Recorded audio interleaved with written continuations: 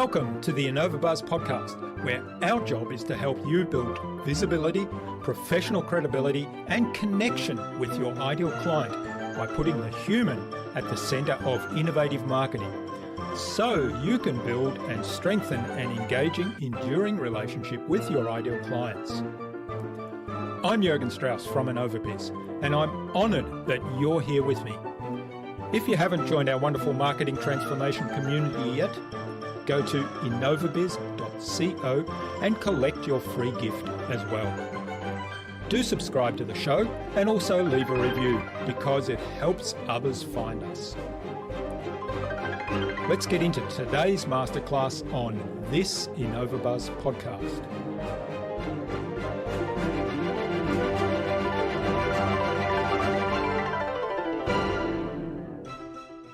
If you raise your pricing, you're going to win over your competitor. And you see, there are three things we teach people, like in our consulting program. Three things. First, you can decide to sell to the 70% of people who want you to sell stuff for $47. Or you can decide to sell to the 20-something% of people who want you to sell stuff for them for $500. Or you can decide to sell to the 3% of people who don't mind about pricing because they value their time over money. But most people make a mistake. They don't care about, they waste all the time, going after market than have that value money over time. And that's the problem. So if you go to market, if you go to people who value money over time, you're going to keep having price resistance because these people, they don't have the money. What they have enough of is time.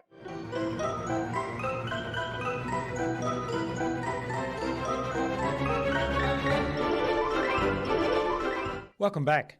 I hope you've had an awesome week so far. Now, if you haven't yet listened to my recent conversations with author, speaker, and founder of Smart Hustle Media, Ramon Ray, and with leadership master coach, Catherine Canty, then go listen in. They're well worth listening to, but stay here and listen to this episode first.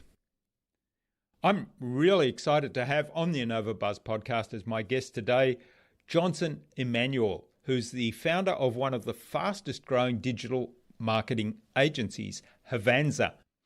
Havanzer have clients located all around the world. Africa.com refers to Emmanuel as the number one marketing magician, and his clients refer to him as the marketing genius. He's considered the number one authority when it comes to engineering wildly profitable campaigns, strategies, and systems that attract affluent clients consistently. His marketing strategies, his systems, and his campaigns generate well over $100 million in revenue every year for his clients.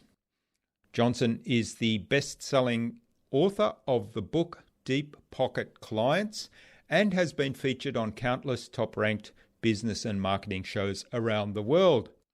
In our discussion today, Johnson talked to me about identifying and working with high-value clients. We talked about the mindset of marketing as an investment, and he explained his magic offer sequence to give 10x value.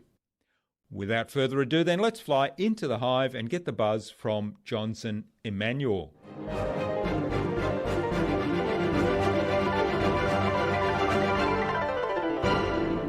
Hi, I'm your host, Jürgen Strauss from InnovaBuzz, and I'm really excited today to welcome to the InnovaBuzz podcast from Lagos in Nigeria, Johnson Emmanuel, who's a trained medical doctor turned marketer.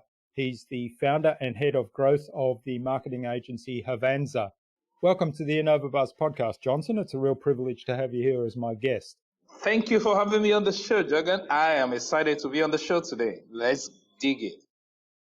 Yeah, let's do that. And you're my first guest from Lagos in Nigeria, so it's a real special privilege. Now, Thank you. Your marketing agency works with clients from around the world, and last year you generated well over $100 million in sales. I was underselling you there a bit. $100 million in sales for your clients using your proprietary marketing system. So I'm really excited to dig into that a little bit more and learn how you execute those systems in their businesses.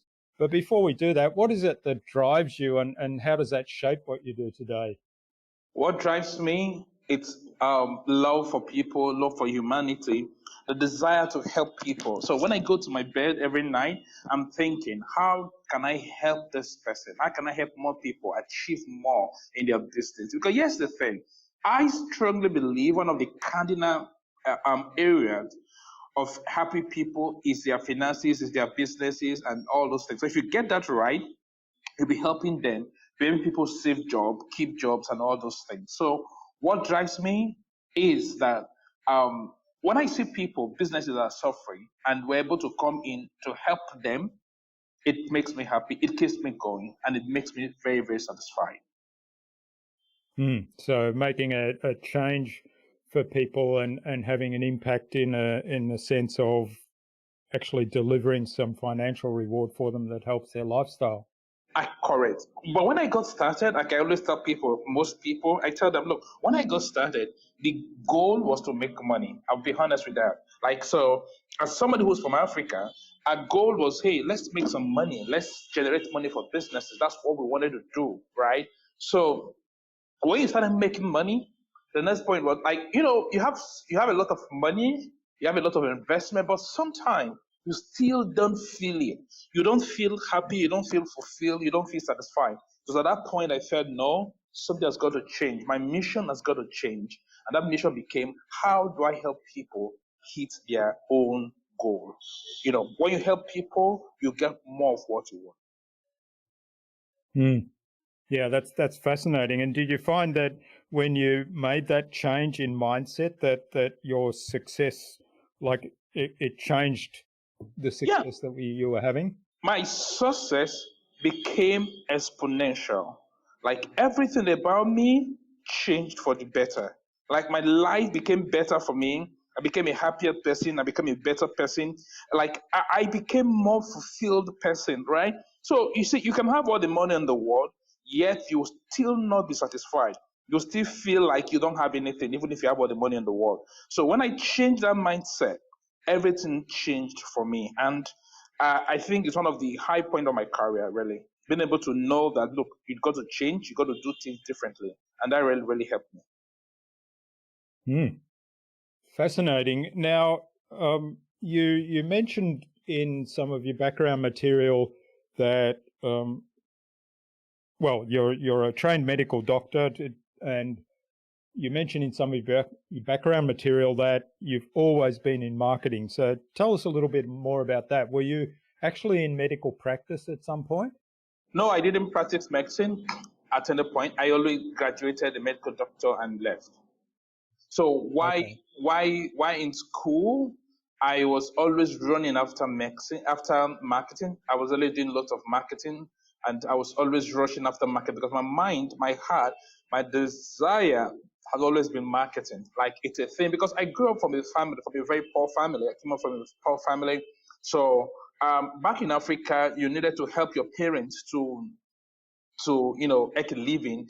Or if you don't help your parents, they will not be able to take care of the family. So as an African child, you have to help your parents. And how do you do that? You help them by selling stuff, by running a local little family business. So you help them do all those kind of little things. And by doing that, you become better. You become better as a person. It was that way I learned marketing. Whilst I was helping my parents, I started learning, hey, so when my mom, basically we were hawking. So I used to hawk stuff, right? We hawk stuff from one place, from one location to another location, like around the city. We're all hawking stuff. So when you carry this thing on your head and you're hawking it, stuff like groundnuts, you're hawking it on the street. So you began to learn how to sell these things. So I remember one location, there was a local market where my mom was really doing well in that market. So she had a major competitor too, who was also doing well in that market, right? So I went to that market and I conquered the market. I started selling more than my mom and her competitor. So at the point my mom was, come on, you just came from nowhere and then you're selling more than us. How are you doing it? I develop a local strategy. So when I go to the market and I see people who are like it's a motor spare parts market. So when I see people who are not doing anything, who are not busy, when I go there, I scream on top of my voice that, hey, look at me here. So why the reason I scream was because I wanted to get their attention. And I was a little boy. So I started marketing like that. When I got into the university, I was also marketing stuff. I was selling loads of stuff. I had a little local business and I was selling more than my competitor. And that's how marketing has been, part of me all my life. But I didn't recognize it until 2000, until the early 2000, 2001. That's when I recognized that, look, listen, I'm up to something big because I was doing lots of stuff. So I knew that I was naturally a marketer. I was a natural born marketer. That's fascinating. And so why did you found Havanzer then? So you kind of decided to go into the agency business. Okay, fantastic question. So in 2004, I started marketing. I started online business. I started doing online stuff seriously. If you remember, the dot-com boom was in 2000, and in 2004, I started, selling stuff. I became online. I got online professionally, so I was making some decent money, and I was getting some decent clients. But then in Africa, because the internet was still relatively new in Africa, particularly in Nigeria at the time, most people were not actually making money. They were not making sales, or they were not buying from us. They didn't believe that people could buy stuff, people could make money from the internet. They didn't believe that the internet could actually help them sell stuff. Most people did not. So we had a tough time. So I continued on that path until 2008. 2008, I decided, look, I was tired. Like, I want to switch market. One, because the African market was not really, they didn't understand. In marketing, you have a choice. You can decide to keep selling to people who don't know anything about what you are selling, or you can switch market to people who have relative understanding but don't know how to execute. What I mean by that is, in Africa at the time, most people did not know how to use the internet. They didn't have understanding how the internet could help them. Now, but when I switched market to the American market, where I switched to, they understood that the internet could help them, but they just didn't know how to use it. You get the switch now. So what I decided to do was, okay, let me quickly go to the market that understood that the internet could help them, but they didn't know how to make it work for them. So my job was to switch to that market and help them use the internet so that they can make money from there. So in 2008, I switched to the American market where I was selling loads of stuff. 2008, then 2008 was when the agency got born. When I gave birth to it. But then it was originally Corey Fusion. So from Corey Fusion, we're making decent sales till 2000. But we took off 2016, and that was when we had to rebrand to Havanzer, from Corey Fusion to Havanzer. Havanzer simply means growth. So we switched off to that place, and the company took a great dimension. But the reason I started that company was because I want to prove to people that marketing is not an expense, it's an investment. Why do I mean? Most people they believe that they should spend 5% of their marketing budget, of their entire revenue on marketing. And I say, why should you spend 5% of your entire money on marketing, or your entire revenue on marketing, when you can actually spend much more and get more money? The reason people spend 5% of their revenue on marketing, it's because they see marketing as an expense. So, but marketing is not an expense. But marketing became an expense because there are too many people who promise heaven and earth and don't deliver anything. So you invest money in your marketing. At the end of the day, you don't get anything. You don't get any return on your marketing investment. You don't get everything becomes waste. So you say, hey, I don't want to do that again. But what if you give me $1? I'm able to give you $1.50. I'm able to give you $3. I'm able to give you $10. I'm able to give you $100. Now, if I can do that for you, to you, marketing will become an investment. And that is the truth. Marketing is an investment. So since we've been working with our client, we've proven to them over and over again that marketing is actually an investment. So if you know how to do it, if you understand the math, if you understand the metrics, if you understand everything, you'll see that marketing is truly, truly, truly an investment. And that's what we'll be doing for our clients. That's why we have clients list of clients who stay 6 months before they have the opportunity of working with us. Because they sure know that when we got to work together, we sure we help them make marketing an investment instead of an expense. Yeah, that I really like that whole philosophy, marketing as an investment. And I think certainly at the moment where we're in this pandemic situation, and I think you see this right across the board throughout history in businesses, so people think of marketing as an expense, and they have this mindset around scarcity, I think, whereas if you turn it into an investment. Now, the key thing you mentioned there, though, is not promising the earth and then delivering nothing. So what's your model to actually take that $1 and turn it into 3 or 10? Okay, here's the thing. Depending on the state of where the business is at, depending on their unique position, depending on what they are going through, depending on what they want per time. Because every business needs different things at different time. They are different peculiar situations. So unlike most people who will just tell you, hey, just give us money, we're going to work with you, we're going to help you move heaven, and we're going to help you move the earth. Like, we don't make those promises. Before we even take on client, we've got to be sure that we can actually help that client get the result that the client needs. If we're not absolutely sure, we're not going to work with you. Now, we prefer to work with people who sell prices stuff, like who sells stuff above $1,000, who sells stuff above $2,000 or something like that. The reason we like that is because if you sell prices stuff like $2,000, we can help you make something happen for your business. What I mean is, if you sell stuff for $2,000, we can spend, you can give us $1 in market, you can spend $1 in your marketing budget and you get back $10 back because what you are selling is expensive. But if you sell stuff for $47, right, it's pretty going to be tough for us to get that kind of return on your marketing investment, because we want to bring huge marketing investment, back for every money you spend. I don't know if you get the point I'm trying to make here. Yeah. Okay, so one of the things is that you must sell expensive stuff for us to really help you, reach the goal that you want to reach.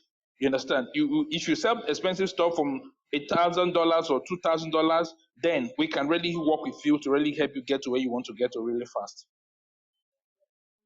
So how do you, for those businesses that are perhaps not selling those high ticket items or have that mindset that their clients can't afford that high ticket price, how do you work to help them get to that point of building perhaps a scaffold that takes them up to those higher ticket items, and also to find those This is a fantastic question. This is a fantastic question, because I tell people most times when we have conversation with them, what they often say is that, hey, my market, people will not pay. My market is not like this. My competitor is charging this amount. Therefore, because my competitor is charging $1, I'm going to charge $1, or I'm going to charge 90 cents. But here's the thing. The best way to fight a pricing war is by not retaliating on price. The best way to win a price war, because if you go to price war with your competitor, nobody's going to win. Everyone is going to lose, because nobody wins a price war. Nobody, not you, not your competitor, nobody wins it. So you don't just want to start at all. And that is what we do basically. So we tell our people who come to us, who want to work with us, we tell them, listen, don't say no to your market when they've not said no to you. What does that mean? So you believe nobody's going to pay you $1,000, but that's you saying so. It's not the market that is saying so. If you believe what you are selling is good, if you believe what you are selling is going to transform people's life, if you believe what you are giving to people will help them, people will pay you anything to get their problem fixed. So long what you are selling to them is truly going to be useful. So long what you are selling to them is truly about providing results to them. So long what you are selling to them is not just some commodity, but some transformation. People will pay for transformation. People will price, debate, and struggle to pay for commodity. Your job is to move your stuff from being a mere commodity to be a transformational product. That is what you got to do if you want to be in business. And I tell you what, most times we had this client who was selling stuff for $197, and I say, hey, you know what? We're going to add another zero to that. So she struggled, she struggled. Look, dude, I'm selling stuff for $197. I'm even struggling to get customers. You're telling me that I should add another zero to that? Have you got enough? I said, I haven't got enough, but that is what we're going to do. So we added another zero to it. As soon as we added another zero, we developed our proprietary system for her. Within a month, she got 2 clients who paid her that money. And we have not even we've not even started spending. We've only spent just about $390 on marketing as at this time. We're not even gone full into it. And then she had already gotten 2 clients who paid her almost $4,000, right? This was somebody who in a month struggles to even make $1,000. And before you know it, the business blew to 6-figure within just a period of 90 days. So the point I'm making is this. If you understand how to make money, if you understand how to charge, because I say this most of the time, Apple is a $2 trillion company, and it is a $2 trillion company for a reason. Now, look at Apple compared with Nokia. What happened to Nokia? How did Nokia leave the market? What happened to them? What making Apple so strong? What made Apple a $2 trillion company, right? What's making Tesla so successful today? They are making lots of money. What's their secret? Look at all the big businesses around the world. You see that the businesses who charge more are usually priced more in the stock market. Go check it. So the point I'm making is, if you raise your pricing, you're going to win over your competitor. And you see, there are 3 things we teach people, like in our consulting program. 3 things. First, you can decide to sell to the 70% of people who want you to sell stuff for $47. Or you can decide to sell to the 20-something% of people who want you to sell stuff for them for $500. Or you can decide to sell to the 3% of people who don't mind about pricing because they value their time over money. But most people make a mistake. They don't care about, they waste all the time, going after market that have that value money over time. And that's the problem. So if you go to market, if you go to people who value money over time, you're going to keep having price resistance because these people, they don't have the money. What they have enough of is time. Your job is to go to the people who are at the top of the pyramid, and they're just 3% of them. So don't go to the bottom of the pyramid. Don't go to the middle of the pyramid. Go to the top of the pyramid. And they're just about 3% of people like that in any market. And I say any market. I don't bloody care what you're selling. They're all over the place in every market. Your job is to go to this 3% in the market. And guess what? And win them there. That is your job. Instead of going to people. So we take our client. It doesn't matter what you sell. It doesn't matter what market you sell. We take them, we hold them and tell them, no, listen, you've got to go to this market. You've got to charge this fee. And then we create good offers for them. Because here's the thing, people don't know how to create offers. So we have a proprietary system we call Magic Offer Sequence. So with our Magic Offer Sequence, we're able to create a killer offer that even the market will feel stupid if they don't take them up. So if you're selling stuff, pricing stuff, because you have a Magic Offer Sequence, you're able to create a good offer to your market. And your market will hardly say no to you. And mind you, let me tell you something. The way I got started in my career, and the way we help people do it, it's this. Instead of selling stuff to the people at the down of the pyramid, we say, or instead of going from the down to the top of the pyramid, we say, no, go from the top to the down. So in other words, start selling stuff for $5,000. Then move to selling stuff for $1,000. Then move to selling stuff for $97. But most people make a mistake. They start from the $97 to the $1,000 and then to the $5,000. The problem with that is it is very tough to use that model. It is very tough to scale from that model. Why is it very tough? If you are just two people in your company, and then you are starting from the $97, once you have a lot of sales, like let's say you get 1,000 customers and you are charging $97, don't forget, the two of you cannot handle that market. You cannot fulfill to the customers. You will need more hand. By that, you will need to employ staff.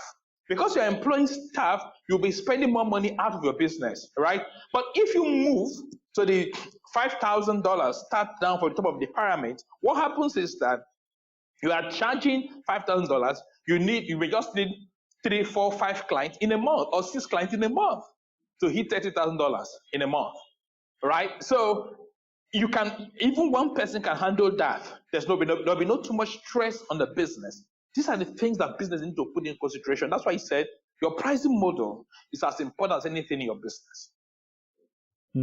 Yeah, it's fascinating.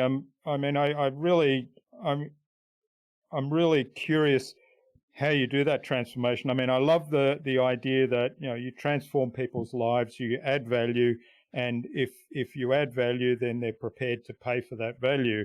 And I like the whole concept around go after the market who value time more than money.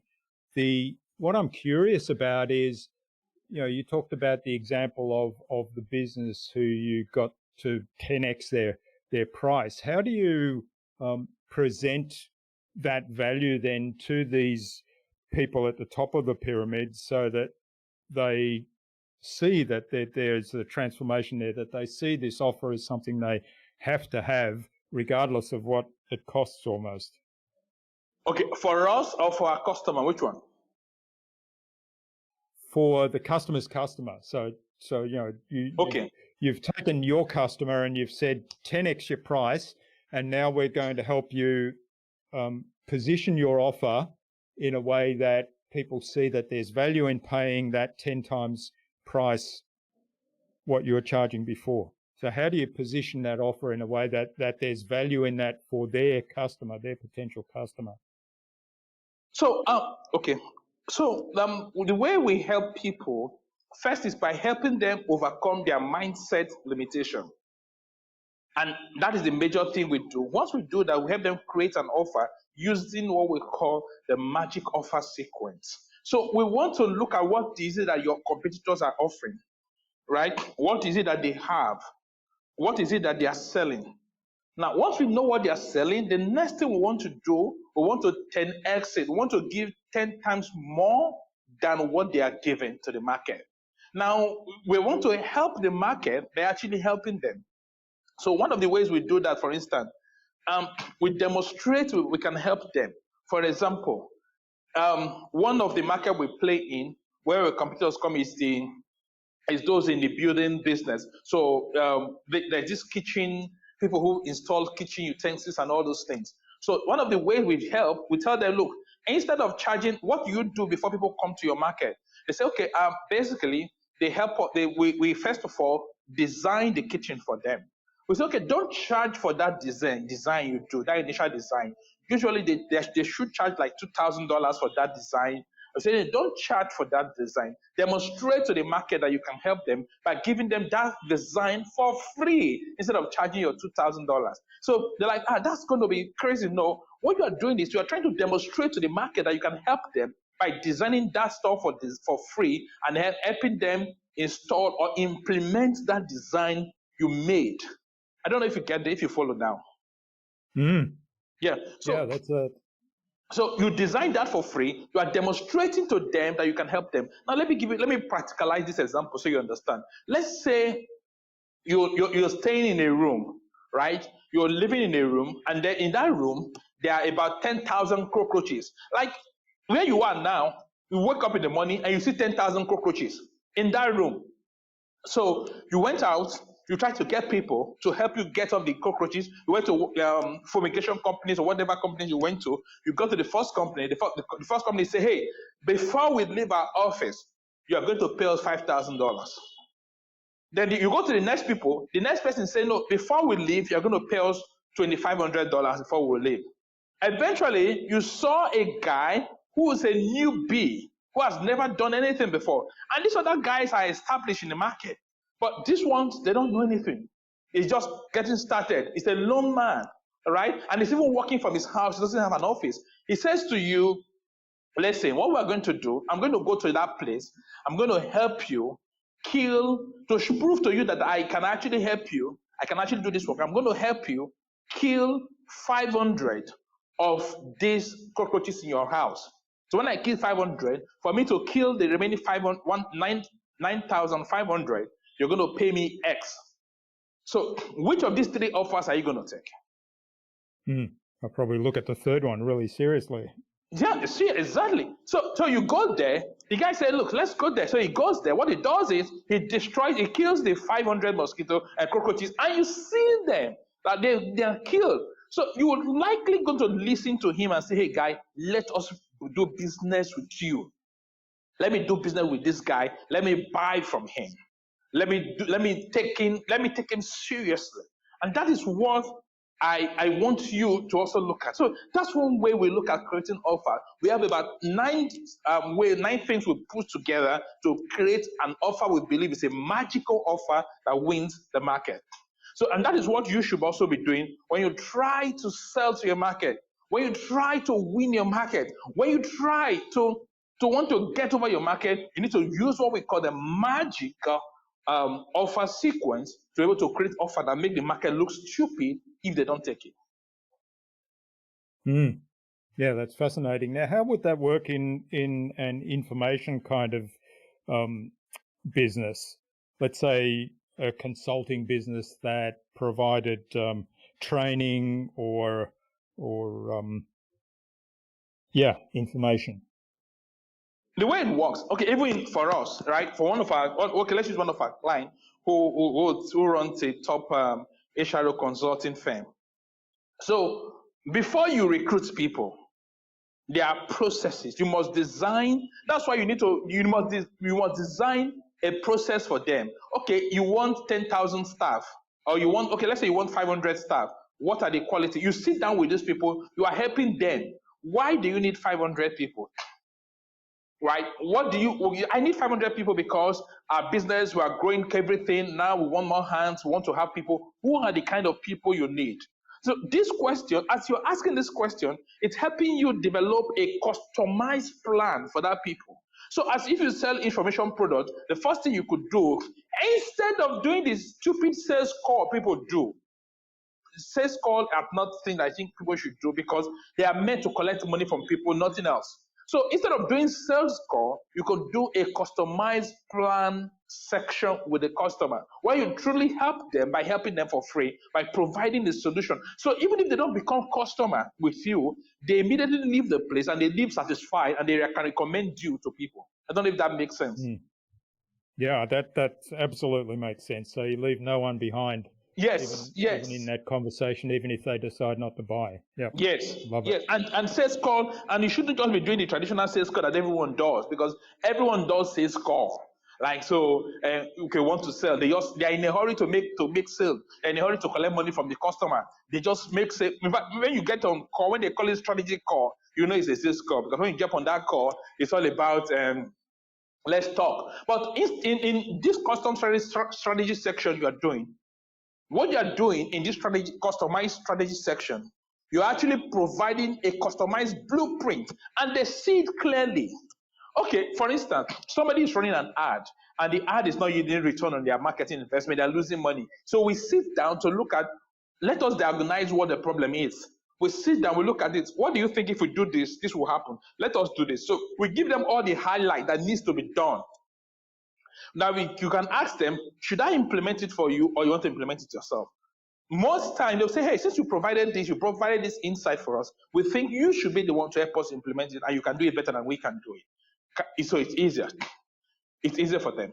So they have a copy, an advertising copy, and the advertising copy is not doing well. So you meet with them, say, hey, because of this is not good. We think you should change this and change this and change this. You give them a blueprint of what to do exactly. So they see, like, okay, that's cool.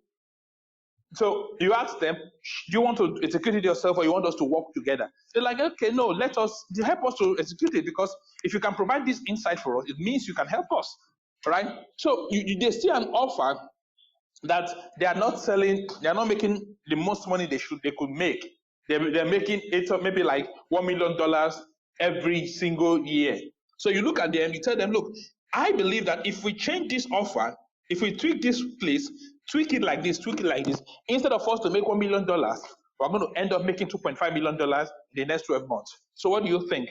Would you want to execute it yourself, or would you want help executing it? They most likely will say, help us execute it.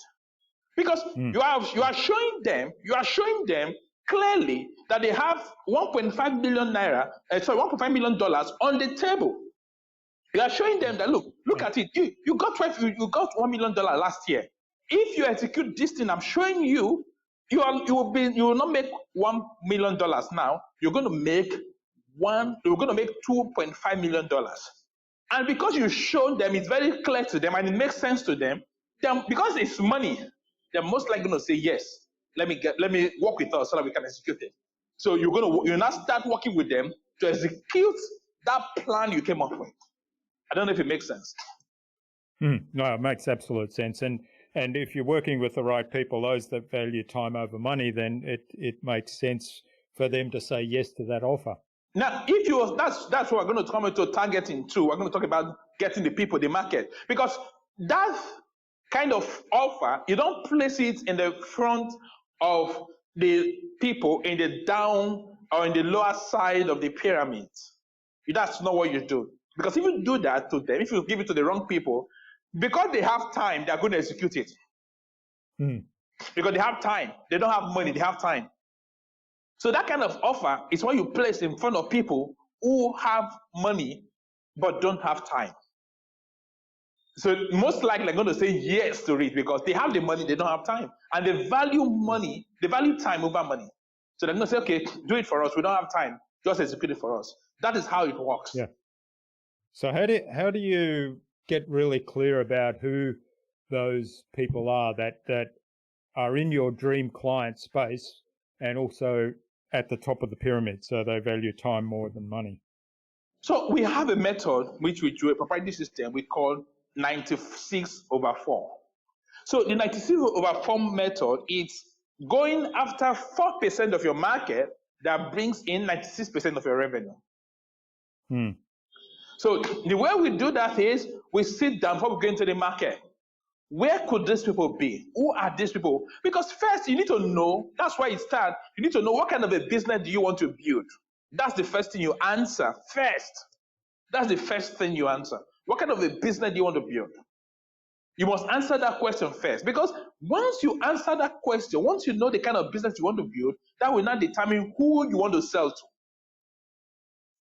So it starts from this self-awareness by asking yourself, what kind of a business do I really want to build? Who am I? Why am I existing? What's my purpose? You're going to ask yourself that question first, because the mistake people make is they go out to the market without knowing what they want to build, and because they don't know what they want to build, any kind of person they meet, they do business with them. So first, you start by answering, what kind of a business do you want to build? Once you answer that question, that will not take you to the next step. Okay, I want to build a business. I want to have 50 staff on my payroll. If that's what you want, you know that you're not going to sell stuff for $17, $20. You know that, because that will not help you build the kind of business you want to build.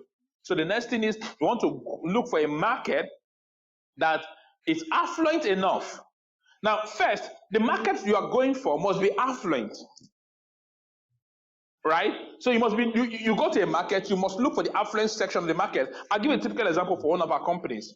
Let me give you a typical example for one of our companies. So we have this company, it's called iMinistry. iMinistry help social non-profit organizations, specifically churches, right, to help them spread their gospel, spread their message, and all those things. So what we do with iMinistry, when we started the company, we're very deliberate. We don't just help all churches. There are many churches all over the world, different type of churches, right? There's Catholic church, there's Roman Catholic and everything. we decided to go specifically to Pentecostal church. Now, if you look at the pyramid, Christianity is big. Within the Christianity, there are many, many beliefs, many, many churches under it. So we went for one, which is the Pentecostal churches. So and not just the Pentecostal churches, we also went down to say, for us to work with a Pentecostal church, they must have first their own cathedral, their own church building first. Not just that, they must have a minimum of 2,000 members. I don't know if you're getting it now. Now, this is us trying to go to people who are small but big enough to pay us, big enough to sustain our business. And that blew up that company like crazy. So these are the things you want to check, you want to sit down to ask yourself, what do you do? Who do you want to sell to? Because, like I said about that company, it helped us quickly to grow that company very, very fast and rapidly because we chose to find who we want to sell to. And that's what you should be doing in your business as well. I don't know if that answers your question. Yeah, it certainly does. I love it. And it comes back to our process of the lighthouse and being really clear about who we are, why we're in business, and the message that we put out, and then identifying the dream customer. So you've really targeted that to the people that value time over money are at the top of the pyramid, and that 96-4 method, which is it's a really great way to look at it. This is fascinating, Johnson. I could keep talking for ages, but I'm just looking at the time, and I think it's a good point now to move on to the Buzz, which is our innovation round. And it's designed to help our audience who are primarily innovators and leaders in their field with some tips from your experience. I've got 5 questions. Hopefully you'll give us some really insightful answers and inspire the listener to go and do something awesome as a result today. Awesome. Well, look, let's do it. Yeah. So the number one question is, what's the number one thing anyone needs to do to be more innovative? What you need to do is to do. Like most people just want to be, they want to achieve something without doing anything. First, if you want to be innovative, you must do, you must execute, you must take risk. Don't be afraid to take risks. Take risks, fail, and keep trying. That's what I think you should do, always. Don't be afraid to try, always try. Always try. That's one thing. If you want to be innovative, and then, most people who are innovative are people who always try new things. So you must be ready to try different things and never be scared of failure. Yeah, I think that's a really important thing. So execute, take action, and accept failure as a learning experience. I love it. Correct. So what's the best thing you've done to develop new ideas? Okay, so what I have done is I keep trying new stuff. I make a lot of experiments.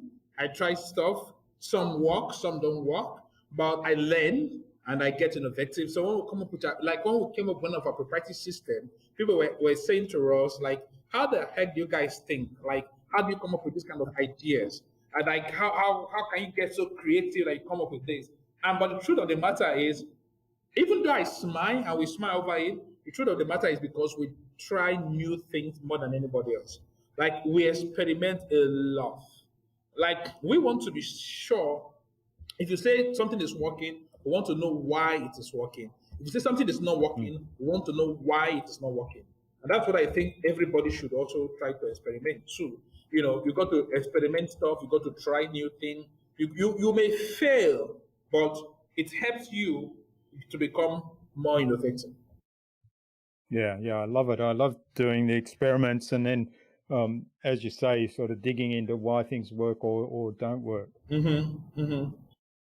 All right. Do you have a favorite resource you use most often? What? I didn't get that, sorry. Do you have a favorite resource you use most often, a tool or a... favorite tool I use, Infusionsoft. That's a favorite CRM because it allows me, customize a lot of stuff. So I love that. I love Campaign as well. Like, these are expensive tools, but we love to use them. They're part of our business, every single day. And then I love those two tools. I also love to do a lot of recording there's this recording app on my phone. I've forgotten the name now. So it allows me to do some short video, which I post on TikTok. I'm just experimenting new TikTok at this time, so it allows me to do that. I also have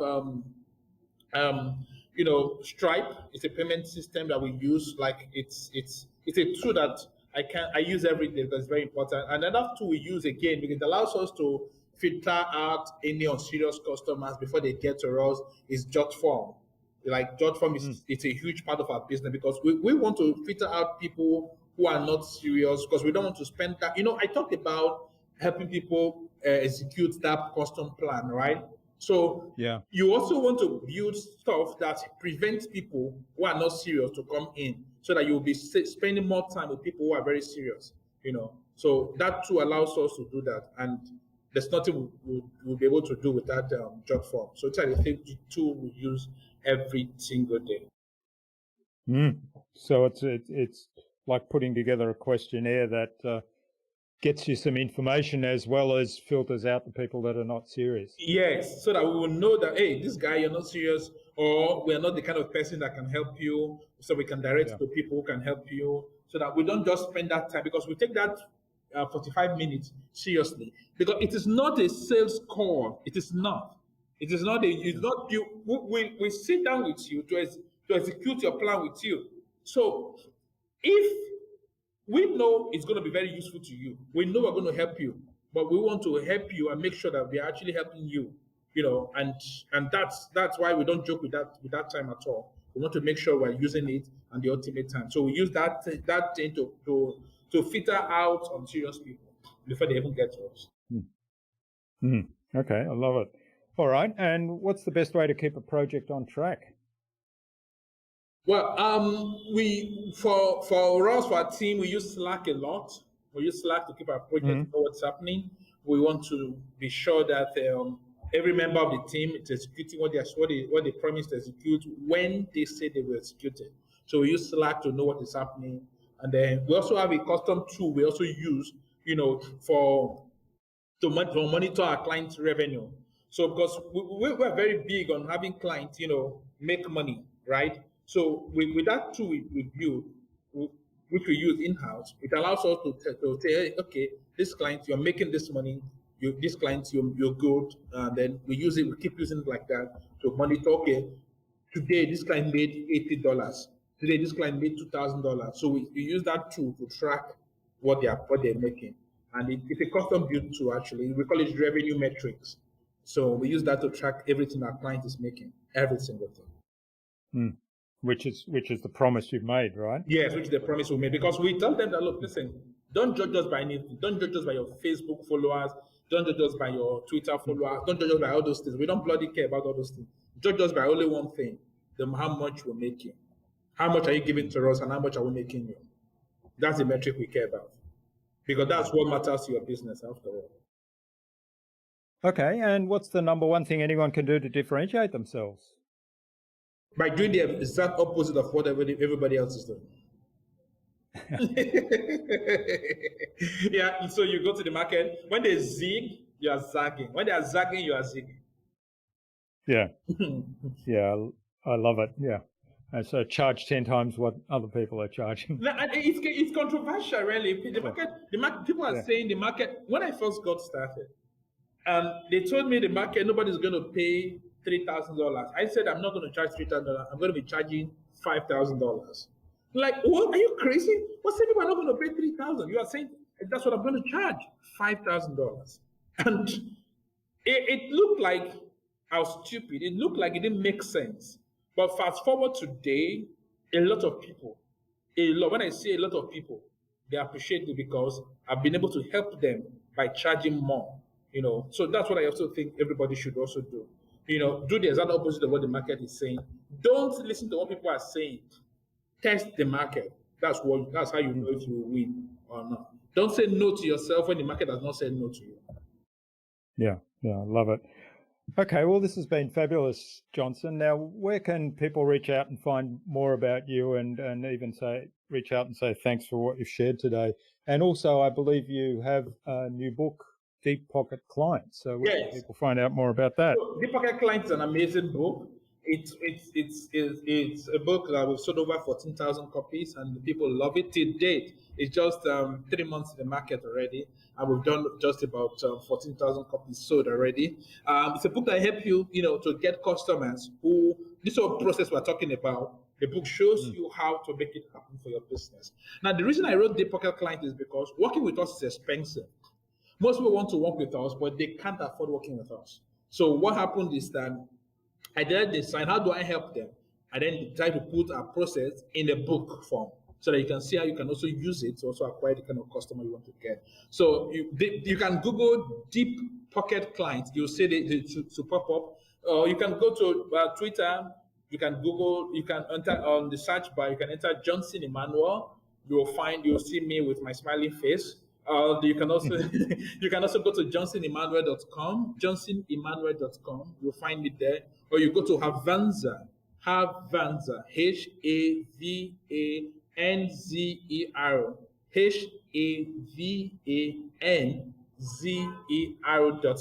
You'll find it there.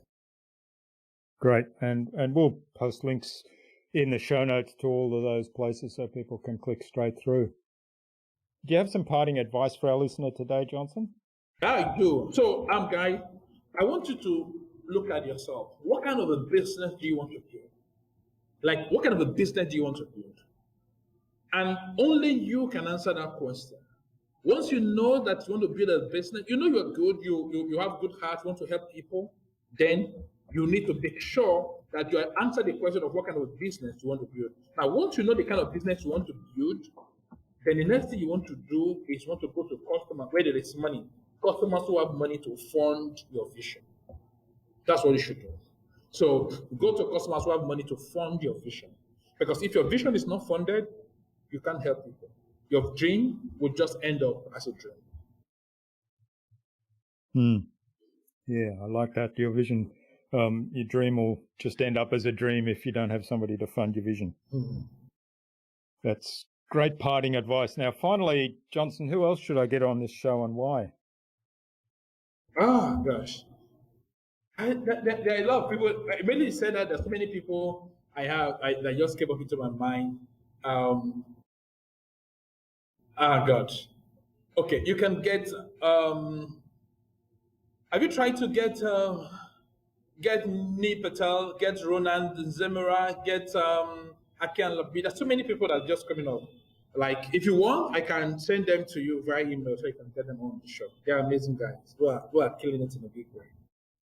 Yeah, okay. I will reach out to you and get those introductions via email, and we'll bring those people on the show. Yeah, that'll be good. Well, thanks for that. This has been fabulous. I've really enjoyed our conversation today, Johnson, and there's been so much value in this, and I hope people take away a lot from that and ask themselves that question: what kind of business do you want to build, and who's going to help me fund that vision? So all the best for the future, and let's stay in touch. Okay, that'll be fine. I think we should stay in touch. I definitely will. Thank you.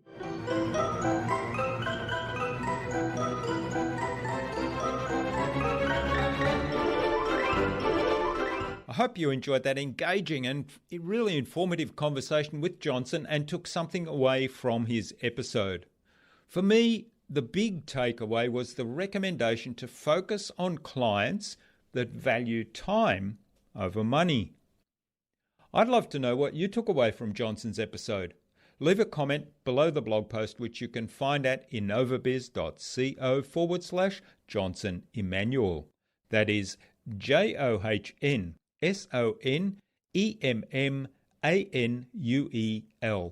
All lowercase, all one word, innovabiz.co/Johnson Emmanuel. You'll also find contact information there for getting in touch with Johnson, as well as links to the Havanzer website, to the book Deep Pocket Clients, to Johnson's social media pages, and also the other resources we spoke about in our conversation today. Now, I do encourage you to go to the blog post and leave a comment about your big takeaway. And also, if you like this episode, please do share it with 2 other people. Don't keep it to yourself, because if it's going to help somebody else, it's really up to you to share. tag me in on that share so that I can thank you with a special surprise gift. Johnson suggested that we have a conversation with Nia Patel of Belk on a future InnovaBuzz podcast episode. So Nia, keep an eye on your inbox for an invitation from us to the InnovaBuzz podcast courtesy of Johnson Emmanuel. Tune in again to the next episodes of the InnovaBuzz podcast, where we've got yet more fantastic guests lined up, including the author of Exit Rich, Michelle Seiler Tucker, and the author of Intuitive Marketing, Steve Jenko. Thanks for listening to this episode. Make sure you subscribe to the show to be reminded of new episodes. It's free to subscribe. Leave a review if you like. Even if you don't like me, I'm okay with that. I'm asking you to leave a review because it helps other people find this show. Go to innovabiz.co to join our marketing transformation community and access a free gift my team and I made for you. It's the Marketing Master Mini Class. We want to give you everything you need to transform your marketing into a human-centered, relationship-focused growth engine. Until next time, I'm Jürgen Strauss from InnovaBiz. Remember, be awesome and keep innovating.